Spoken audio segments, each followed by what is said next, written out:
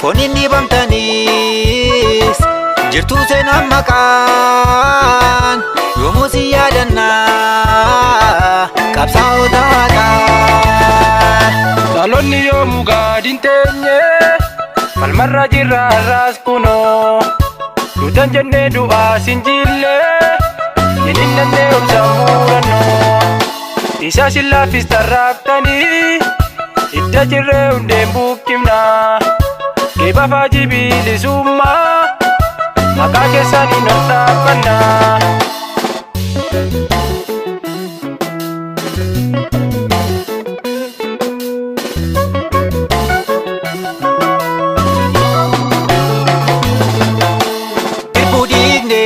Waadaan nyaannu addaa qabsoof harka laannu gumaa baasna malee nyaannu faana goota irraa sin maqnu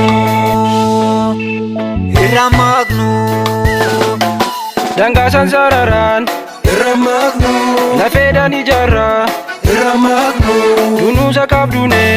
irraa maqnu godaanna dacheerraa irraa maqnu waadaa samiif dachii irraa maqnu irbuun erbee miti irraa maqnu falma addaan kunnu irraa maqnu cicciinee dhugaatti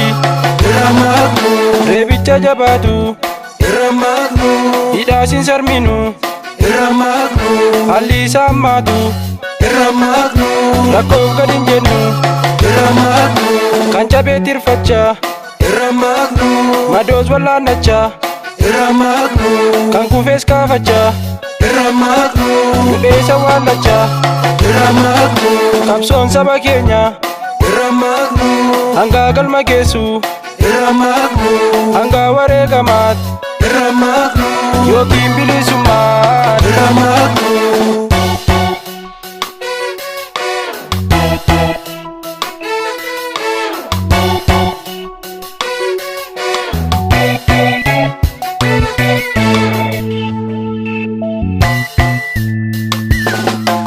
Akaf kan kuftanii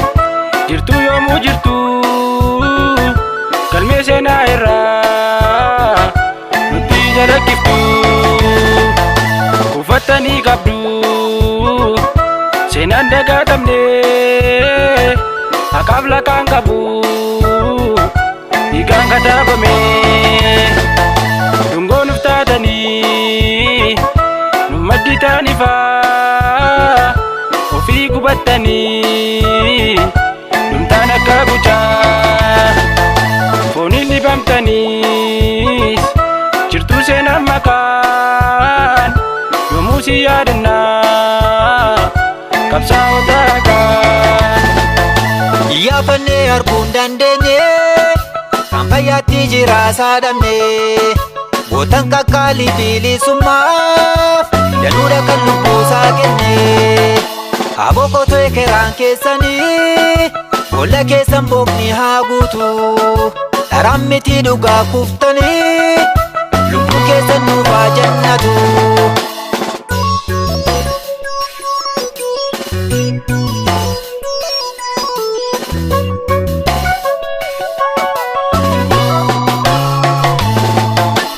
Hin bitaamnu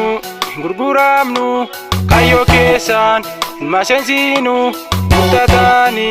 tu fakkeenya kan raguutaan galmaan keenya.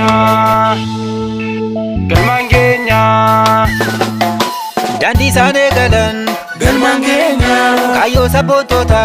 galmaan keenya isa isaan aggaman galmaan keenya haqa falmattoota galmaan keenya